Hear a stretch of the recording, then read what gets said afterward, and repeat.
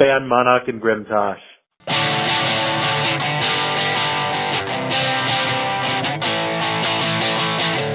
Corran on the Horn. Welcome to Corran on the Horn. I'm Kendall Hallman. So we just had the 2023 Star Wars CCG World Championship. What a wild ride. Going into the event, I knew I wanted this podcast to be about expectations versus reality. I set up a voicemail for people to share their expectations. I got a few responses, probably because I didn't do a great job of making it clear what I was looking for. I also had planned on doing my regular 3 questions, but the weekend ended up being so busy and exhausting, in a good way, that I just did a few mini interviews instead. This left me with a hodgepodge of clips and interviews, so hopefully they come together to form something listenable. Also, I want to apologize in advance if you're listening to this and don't have every card, deck, and abbreviation memorized. In the interest of brevity and the story, there are a few spots in my tournament report segments where I rattle off a bunch of these with minimal explanation. Hopefully you can still enjoy this story, even if you don't understand everything.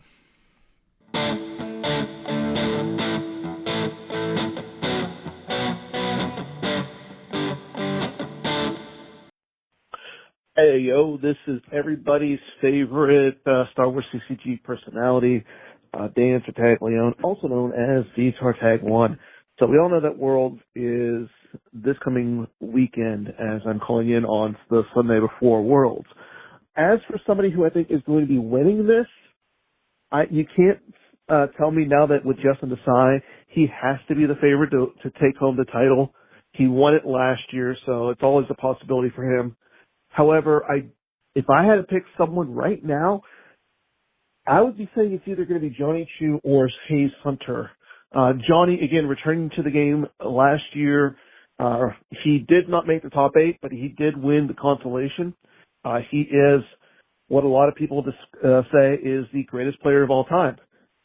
Hayes is due. He's probably the most famous as well as one of the best players to not win the World Championship.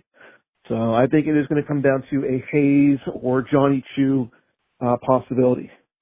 As for another good prediction, I think Kendall will go at least 4-4. I think Kendall has been due. He's been on a kind of a hot streak this year. He did well at some of the live events. And the other big surprise is I think Chris Kelly will make a top 8 and Batmouth.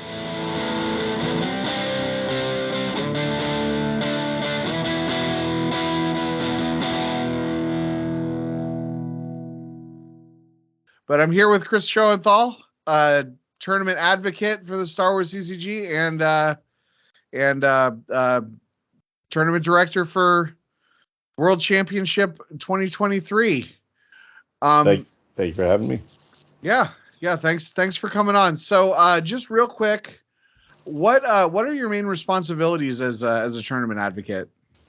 Overall, just as an advocate specifically, not just specifically an advocate, just as a tournament organizer.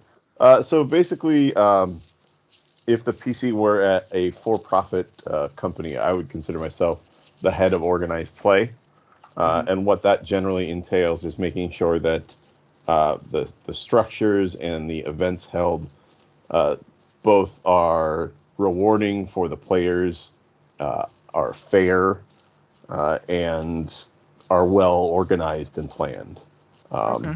And it's interesting because you kind of, as a gamer myself, obviously, I've played in a lot of organized play events from other companies and seen how various companies organize their tournament systems and things like that. And it's always interesting to see how, in some ways we have more advanced systems than some for-profit companies that are trying to use organized play to drive sales.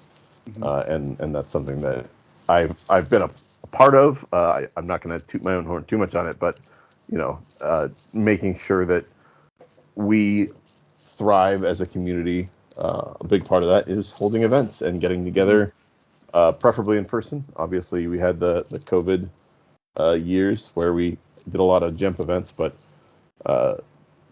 keeping us together as a community in a physical sense. Interesting. Yeah. So what I mean, I guess you probably don't want to like put other companies on blast, but like what are some things that you think that we're able to do better, or what have you learned from observing what specific things have you observed from participating in other games, organized play that you were able to apply to Star Wars cards to make it better, or to learn from them? I would say that probably the biggest thing in that category is uh, in sports, there's an analogy that the referees are doing their job best when the participants and the fans don't know they're there. Mm-hmm. That everything is running according to plan, according to schedule. Things are smooth. They're not the star of the show. The people are there to see the players, not not the referees. And so I consider myself kind of like that. And there's definitely companies that I've seen that don't necessarily take that to heart, in that their events are not run smoothly, they're not run in a timely fashion, and just kind of just amateurish almost. And so my goal is always to run events in such a way that players mostly won't notice my presence, that things will keep going, progress to a reasonable finish at a reasonable time, and everybody has fun, and the play is fair. Okay. So, how is it that you end up? I mean, you're the tournament advocate, so I guess you're probably one of the obvious choices for running Worlds. But I mean, are you running? Or is that something that's always been the thing, that the tournament advocate runs Worlds, or is this something that you personally, make a point of doing it? Because I feel like you've run it most years that I've been involved. Yeah, I think it's important that the person at the head of the organized play division be the one running the biggest, the most prestigious event. I think that for myself, I bring a lot of experience to the table, a lot of institutional knowledge. But it's funny that you mention, is it always the tournament advocate? Because actually, part of the reason that I got this job was 2008 Worlds. I was not the tournament advocate, but I was on the tournament committee, and the tournament advocate at the time wanted to play in the tournament. And so they had somebody there that was willing to do some of the legwork and the rule stuff, but didn't feel comfortable being the tournament, like the final say on things. Mm-hmm. And I wanted to go to Worlds, but it was going to be a little financially tough for me. But some of my friends were going, and so I volunteered to run it as a way of basically getting my travel comped for that. Mm-hmm. And so I ran 2008 Worlds at a gaming store in Minneapolis, and that was my career, if you will, just kind of jumped off from there. So I don't think I've run every Worlds since. I know 2017, I believe is one that I could not make it to for some reason, and I believe Hayes Hunter ran that one in my place. I haven't been to either of the Euro Worlds, and I didn't go to the Canadian Worlds, but I think every other Worlds except those 4 I have run. Okay. So what what is involved in running an event? Like, first of all, actually, we're talking about Worlds. We're not just talking about any event. We're not even just talking about any major. What do you think? What is different about Worlds from running an event, even something like nationals, or like like the Endor Grand Prix or whatever, another major? What makes Worlds different? I think, first of all, the scale. It's almost always the largest, most well-attended event of the year, and often is around double one of those other majors that you mentioned. I think we have 59 signed up right now. Mm-hmm. and San Diego was 25, so like a little more than double that. Nationals, I think, was in the 30 range, so not quite double that. I think, obviously, like I said, the biggest stage, making sure that you're always on your A game as an organizer, making sure that the players are comfortable, making sure the venue is set up properly, making sure that you have support. And that's another thing that I think for Worlds is kind of unique, is that to me it's especially important to have additional volunteers who are there and willing to support you, whether it's going to the hotel front desk and asking for the water to be refilled, or having Greg there as an expert on the rules, just making sure that there's enough staff to where, for something like Endor, I can mostly do it as a one-man show with some assistance from maybe one other person, and or maybe somebody's splitting between helping me and doing commentary. But for Worlds, I think it's very important that we have a decent staff of 3 or 4 on hand to be able to really make sure that everybody has a good experience.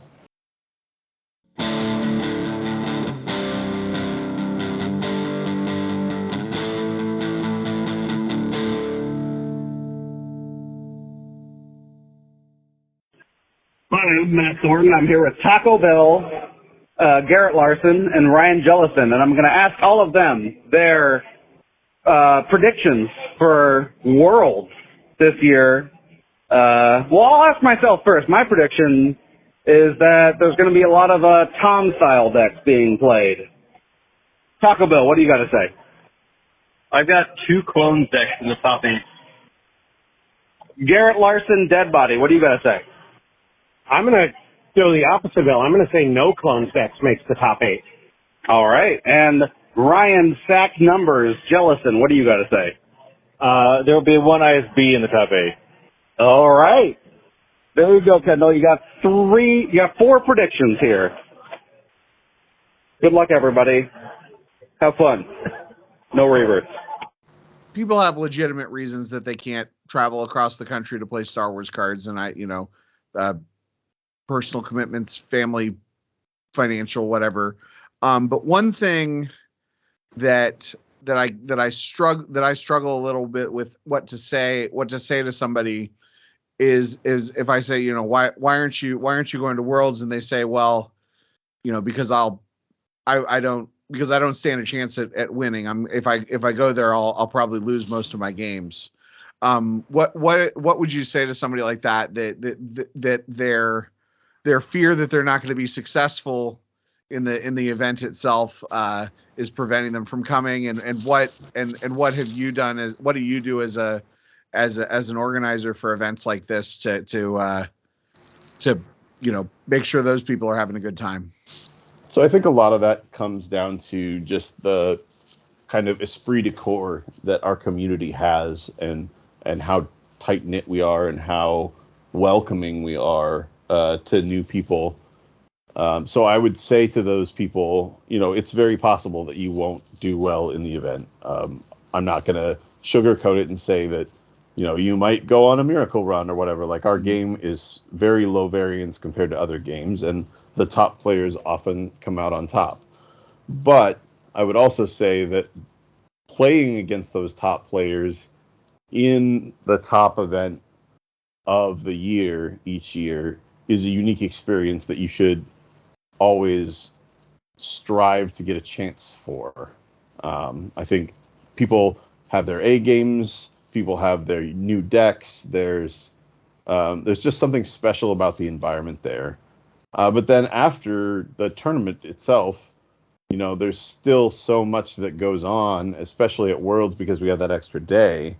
There's cube events, there's board games, there's all the things that people that are the externalities to the Star Wars cards, but that are the real reasons that a lot of us are still around and still hanging out. And I would say that experiencing that is very special. And doing so at Worlds for the first time is another level above that.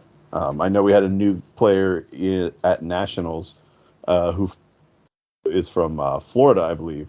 Mm-hmm. And he came and didn't really necessarily plan to play in the main event, but it was there for the retro event. But then we talked to him about playing in the main event, and he jumped in and he had a great time and had a good performance.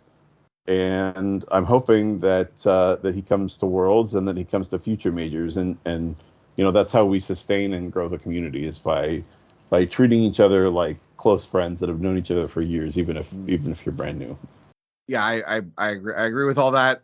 Meeting people, I think we have such a robust online community that just going to these events and meeting the online characters in person is a lot of fun. But yeah, I agree with everything you said there. Yeah, and I think that's an important point. Not to cut you off, but I think that's an Yeah. important point too. Is that like people, people have personas online, and people aren't necessarily the people you think they are all the time.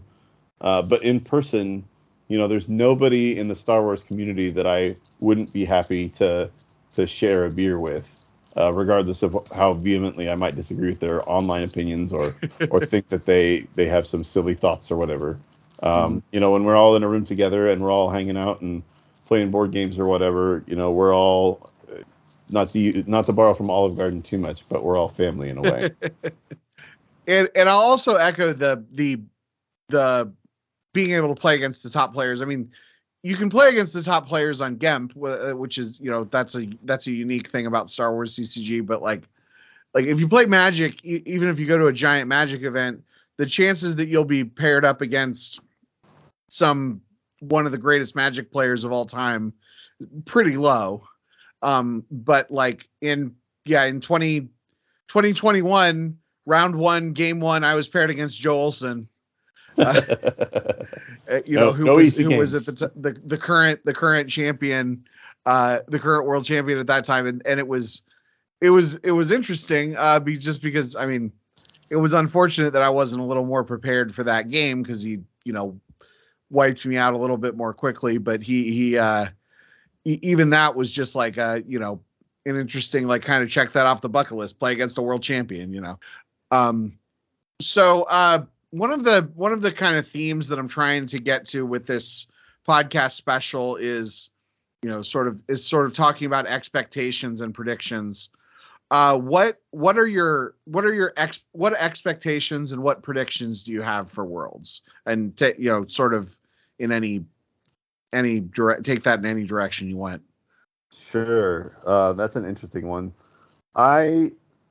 Expectations wise, I expect that it's going to be a weekend full of friendly rivalry, competition, fun, fellowship. I'm really alliterating here. That is not on purpose. But it's just something that's really, it's a highlight of the calendar. It's something I always look forward to. That, crowning a new world championship is such a unique experience, and once a year, obviously, is for 20 some odd years now is quite a run, and it's something that people still care about, something that people still want to achieve. So I think that is very special. I think there's people that have gotten close, and I would love to see one of them break through and take it down. Are there any challenges that you anticipate? Not really. I haven't been to Morristown myself, so I don't know what the environment's like. I don't know what the hotel's like. But from all the reports, we've been there once before, and everybody seemed to enjoy it. Seemed to think there was plenty of food within walking distance, things like that. It didn't seem like that was going to be an issue. So I think I don't think there's a lot in the way of challenges necessarily. Okay. Let's see. So you didn't want to talk about. You don't want to make predictions about players. You don't want to make predictions about decks. Sorry, I'm trying to think of kill a bunch of your questions. No. I wasn't gonna. That's some. If we go too much into that stuff, it gets into the weeds and not interesting. I'm just trying to think of if there's anything else that I could get you to. I want you to make a bold statement about something, but I'm trying to think if I have anything. Bold statement. Yeah. I don't know. Bold statement. Whew. Here's a bold statement. Okay. I will say that a deck, we'll say a dark side deck. We'll go dark because they're the dark horses. Okay. Say a dark side deck that is either a one-off or we'll set the field at less than 3 players playing the deck makes top 8. Okay. That's something. I appreciate you. I appreciate you giving it an effort there. A good rogue deck. That's what I'm looking for. Yeah. Some people aren't expecting out of left field. So without saying any specific players, do you think that we'll have some first time top 8ers, or do you think it's going to be more of the regulars making it to the top 8? I will say 3 first time top 8ers. Okay, cool. Yeah, we had a bunch of we had several first time top 8ers at nationals, so yeah, that would make sense. All right, I think that's I think we covered what I'm looking for. Hopefully, I'll edit this down into something listenable, and I really appreciate you. I really appreciate you doing this for me.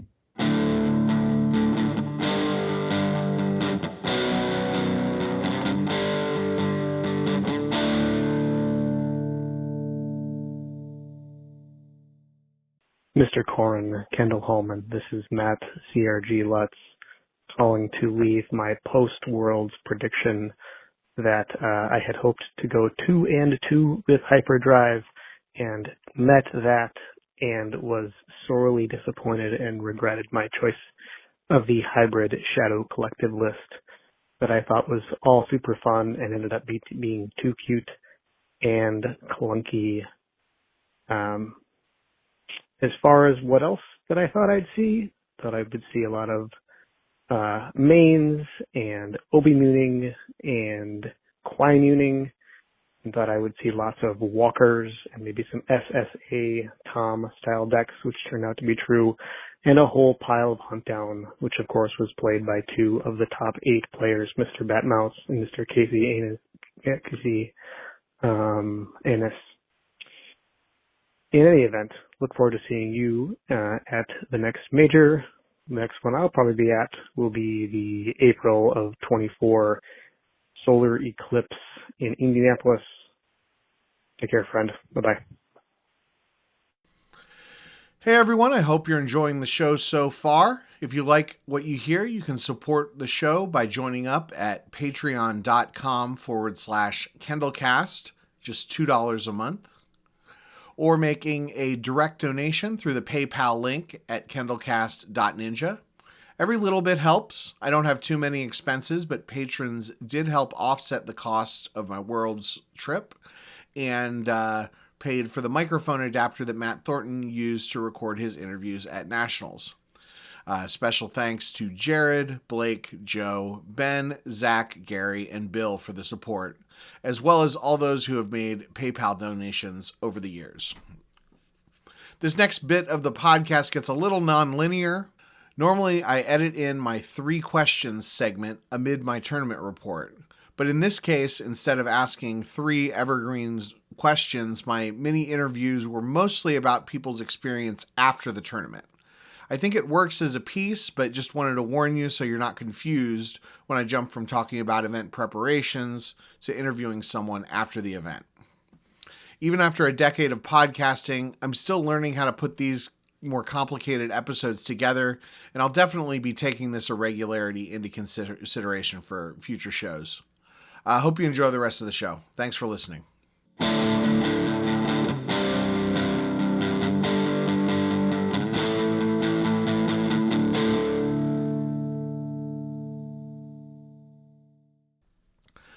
My preparations for the event really started in July.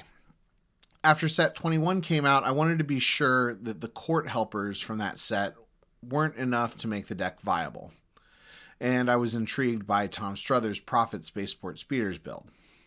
I spent my July OCS games getting these 2 decks out of my system, And by the time boot camp came around in mid-July, I had more or less settled on going back to Bring Him Before Me and There's Good in Him. Just a note about Tom. After he kicked my butt with his Prophet Spaceport Speeders deck, I reached out to him and he immediately sent me his list and answered a number of questions about it. Not everyone would do this, especially with a new list that wasn't publicly available. Tom's a good guy. Boot camp, open to anyone who wanted to join, was held at my late grandparents' house in Ashtabula, Ohio. It was one of those experiences where everything came together. Hopefully we can recreate it in the future, but even if we can't, it was sort of a dream come true. I love the house. It's on a beautiful remote property that backs up to the Ashtabula River.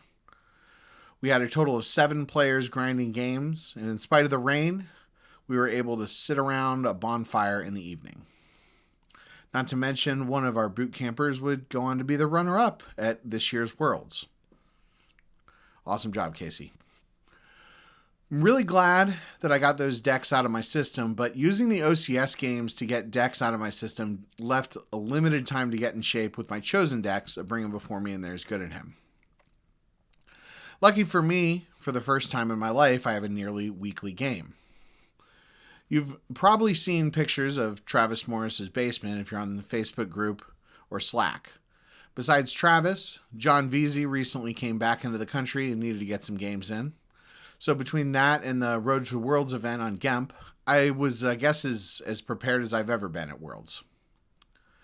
Fast forward to the Wednesday before the trip. I'd taken the day off work to get ready, but I was still way behind.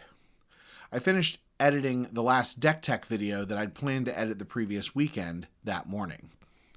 Please note that while some of the videos were sent to me after the planned deadline, at this point the delay was entirely my fault. Too much procrastination the weekend before. Next was my retro event decks. The decks just needed to be sleeved and I needed to find about 5 cards per side. Got that done. It was about lunchtime, so I went out for pizza at Giordano's and figured I could take a little time to myself. I had all afternoon to finish packing, and then I'd spend my evening hanging out with my wife, since I wouldn't see her again until I got back from the trip. Then I got a text from my dad asking to call him as soon as possible. My mom had twisted her ankle at work and needed me to pick up her car about an hour away. She was and is fine, but it ended up eating up a huge chunk of time.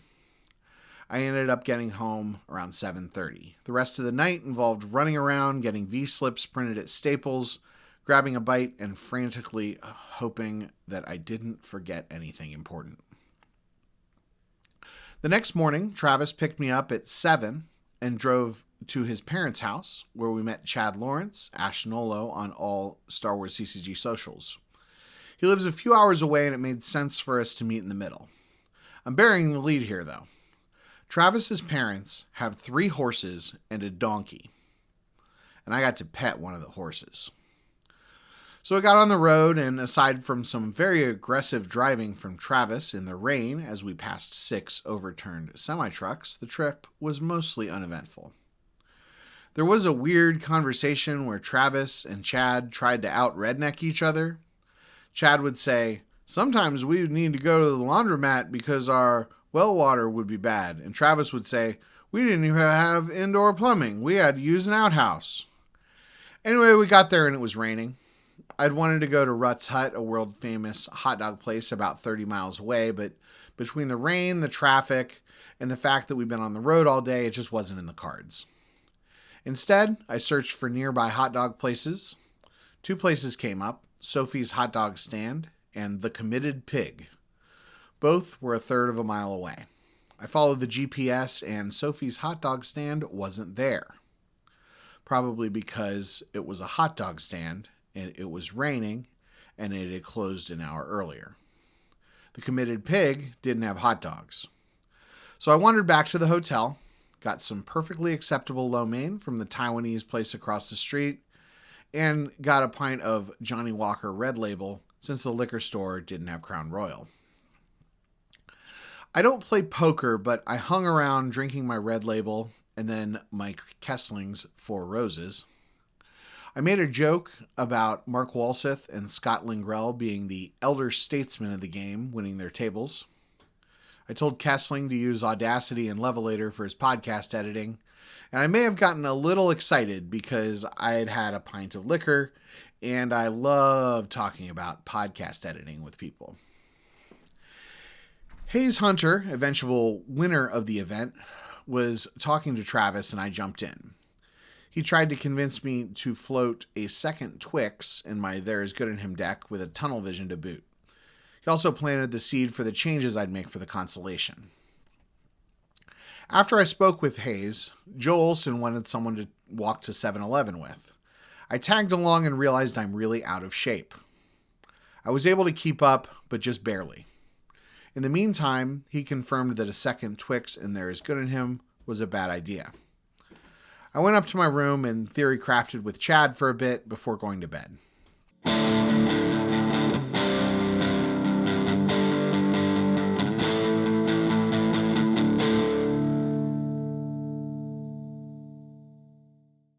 It was an 18-inch sub. Oh, like a quarter. All right, I am here with top 8 Star Wars card player in the world, Mr. Anthony Howard. Just recently eliminated by some guy nobody's heard of. But how do you feel? I'm feeling good. I mean, I'm emotionally great because I love all the other guys that were in the top 8, and I love Brian Fred. Card wise, I'm like, oh, so close. But it's okay. I've only been playing this game for 14 years. There are a bunch of people who've been playing longer, and to make a top 8 at Worlds is kind of nice. So I wanted to. My kind of focus on this podcast right now is about expectations versus performance. What did you expect to happen this weekend going in, and then how did the results differ from that? I expected to continue to be blown out by airports and planes all weekend. I didn't get here until 7 a.m. Saturday morning, which with the tournament that starts at 10 a.m. is probably not a good thing when you're flying in all night. So expecting to be blown out and not even get to play, to be able to make it to the top 8 is a masterstroke of luck. What's next for you? Hopefully moving up from the top 8 finish at Worlds, and I don't know, another top 8 next year would be great, but I think what's next for me is to find a couple of drinks to assuage my day. All right, thanks a lot. You have a great day. Thanks. All right, I'm with Taco Bill Kafer. Okay, so what I'm asking about is expectations. So what were your expectations for this weekend, and what was how did that compare with your experience? I had absolutely zero expectation coming into this weekend. So a lot of my focus was on the PC, and Chris Schoenthal let me know that I was going to induct Greg into the Hall of Fame. So a lot of my focus was on making sure I didn't mess that up, getting his parents here so they could be here, enjoying the moment, right? I played one game of Star Wars cards this week before the main event and said, you know what, see what happens. And how did that compare with your, or I guess, how did that compare with your experience? I actually did way better than I thought I was going to do. I ended up 6-2. I had a play-in game that I ended up with a teammate and ended up just scooping. But it's the first time I ever finished 6-2 at a Worlds. It would have been, the second time I made it into a top 8, but yeah, I thought it was pretty good. Thank you. In the morning, I decided to try the Committed Pig, since half their menu was breakfast food. I figured they'd probably be open early. I approached, and while I didn't see anyone around, the door was propped open, so I walked in. A waitress asked if she could help me, and I said, "One for here." She said, "We're not open yet." Apparently this place, where 25% of their menu was pancakes, and another 25% was omelets, didn't open until 10. So I walked over to Jersey Boys Bagels. I was immediately greeted by several friendly faces, but the counter was long and confusing. I ordered a breakfast sandwich, and they kept asking me if I needed anything else. I kept saying no until I noticed the guy asking me was standing behind a cash register, so I paid for my food. After finishing my breakfast, I went back to the hotel and got ready for the retro event. I think it was at this time I pitched for the new player Ryan to play in the main event. Ed Sheehan brought him, having only played a few games.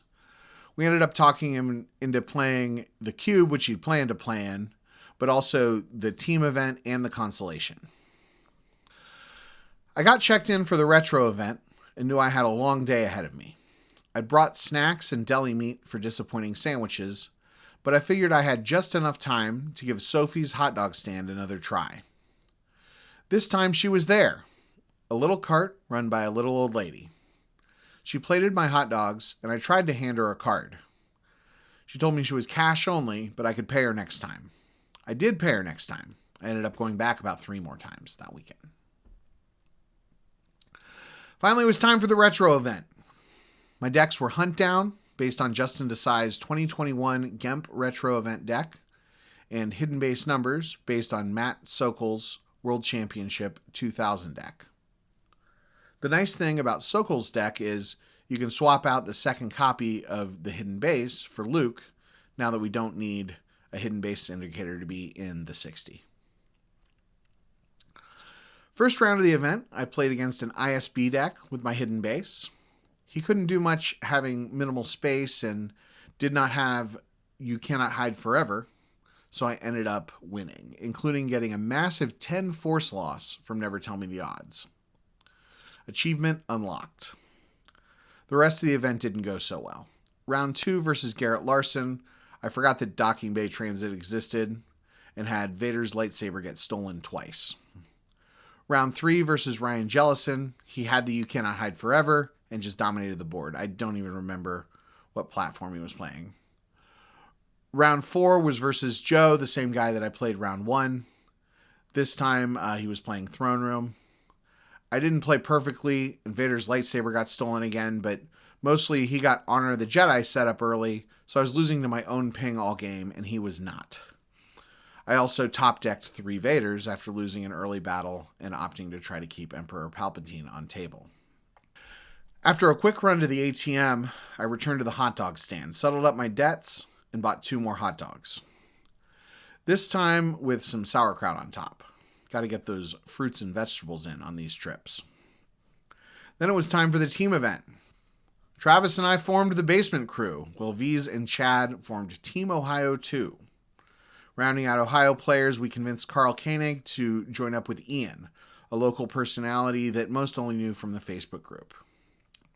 Of course, the Basement Crew had driven 8 hours and ended up playing Team Ohio 2 in the first round. I was playing my Hidden Base Defense Fighters deck just for fun. I lost to V's Watto deck, Large Porg's TTO, and got a win in against Ian in round 3. He was clearly flustered as his wife called in the middle of the game, wondering why he wasn't home. So going into the main event, I was 1-3 and 1-2 in the side events. I wasn't too concerned since it was a retro event and an event where I was intentionally playing a subpar deck. My mistake. One takeaway from this weekend is that I shouldn't ever play a bad deck at a major, even in a side event. Winning isn't everything for me, but losses definitely add up. The morning of the main event, Chad made me a cup of coffee because he's that kind of dude. I had some oatmeal and made a disappointing sandwich to snack on throughout the day. I won round 1 versus Sean Miller's Let the Wookiee Win Endor deck. Then I lost 5 games in a row versus Matt Scott's ISB, Mike Pistone's AOBS, Charlie Arlinson's 0 Hour, AJ Hatum's Hitco, and Jan Westergaard's TTO. Only the game versus AJ was particularly close, though my loss to Pistone was at least a fast loss, so we were able to walk to the hot dog stand for lunch. My one other win for the day was against Travis, who was struggling just as much as me, but had gotten a great win versus David Woods a round or 2 earlier. This was where I went just a little bit into crisis mode. I'd gone 1-3, 1-2, and now 2-5. If I could at least pull off a 3-5 record in the main event, it would be okay. And then I played in the last game versus Tom Sarachan. Tom was one of the people I was most excited to meet in person. We worked together on deck tech videos and interacted extensively online. He's lost Tome on the Star Wars CCG socials. In spite of his record, he was in great spirits, and we had what should have been a very fun game. I told him at the beginning that I really wanted to win this last game. I think he maybe got the sense that I was being a little bit sarcastic, but I was not. I was fully like ready to be full on no reverts. He was playing Anakin Saga, and we had a pretty good mains versus mains match. I over-deployed in space and couldn't get a steady drain there even because my characters weren't surviving on the ground. I'm sure that I should have waited a turn to reinforce or something similar, but we just kept fighting, and he just kept drawing 5s and 6s, and I just didn't. So I was 2-6 going into the constellation. I felt bad because I was supposed to meet up with Ryan to talk him through playing my court deck the next day in the constellation, but I sort of left the room quickly. Ordered pizza for the Ohio crew. My wife even asked me if I was okay in her serious voice when I talked to her on the phone.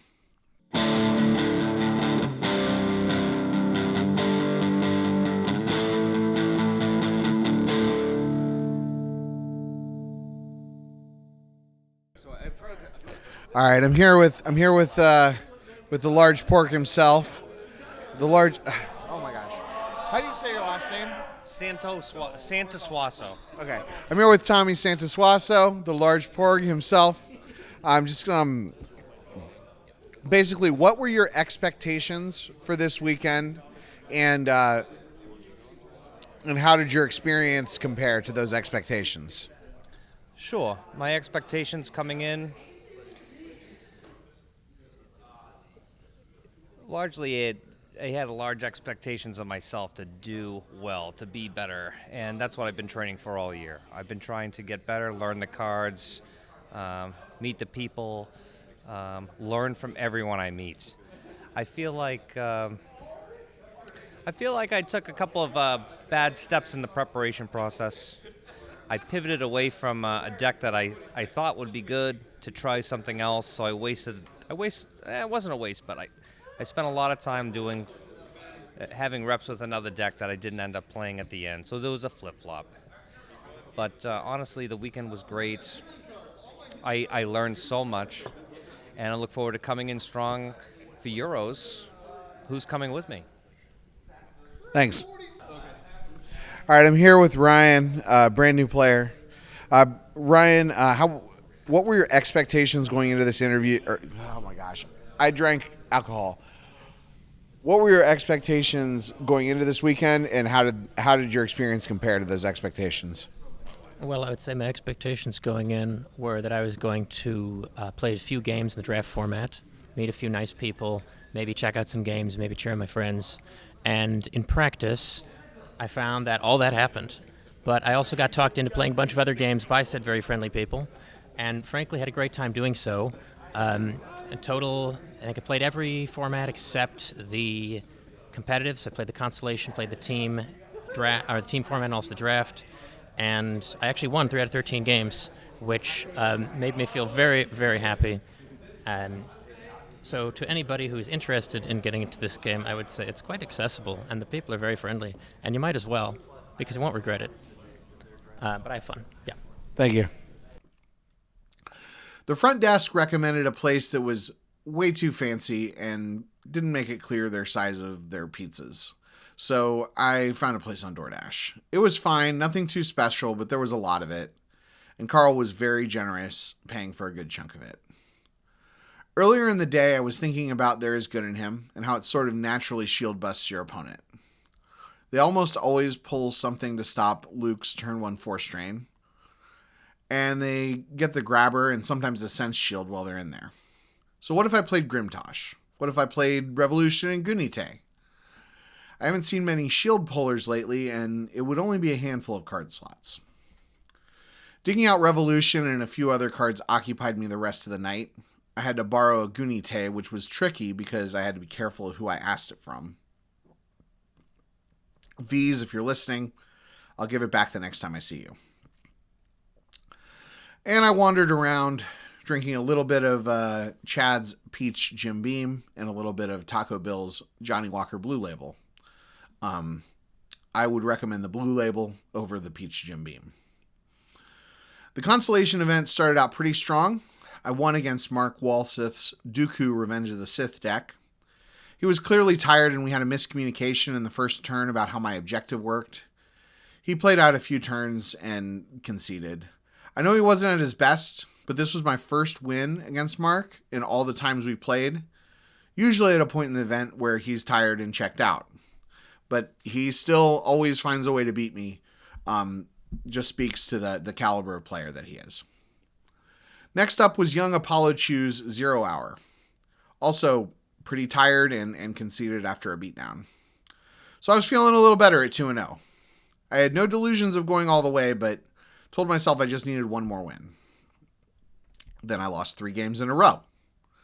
To Sam Olson's Hitco, Scott Lingrell's Musicians, and Ed Sheehan's Thoughts Dwell on Your Mother BB-8 deck. Just some wild choices. Didn't feel like I played my best against Scott's Musicians.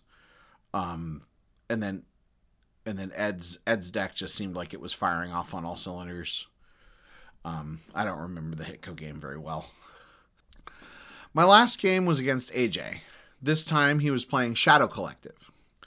He seemed to go on tilt when I drew Gunite for Destiny early in the game, and only pulled a Sense Shield and Battle Order.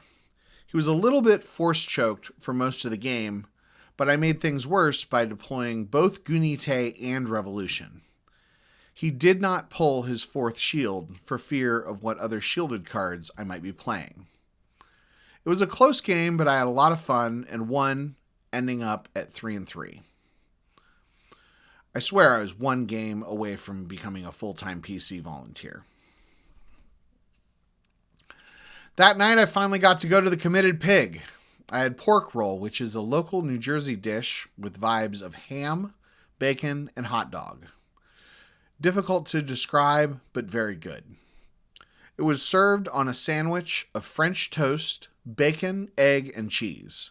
The least disappointing sandwich of the weekend. On the way home, we stopped at Rutt's Hut to get some deep-fried Ripper hot dogs. No joke, I've wanted to try Rutt's Hut since I was 12 years old, and it was truly amazing. Unfortunately, I was hungover and my bladder wasn't cooperative on the trip home, so I didn't feel great for most of the day, but we made it. What an epic weekend. So expectations versus reality. I'd hoped to go 4-4. That obviously didn't happen, but if I break down my games from the main event, I did get 2 wins. I've never beaten Matt Scott or Charlie Arlinson. Mike Pistone got a first strike beatdown on me in a deck that doesn't usually play first strike.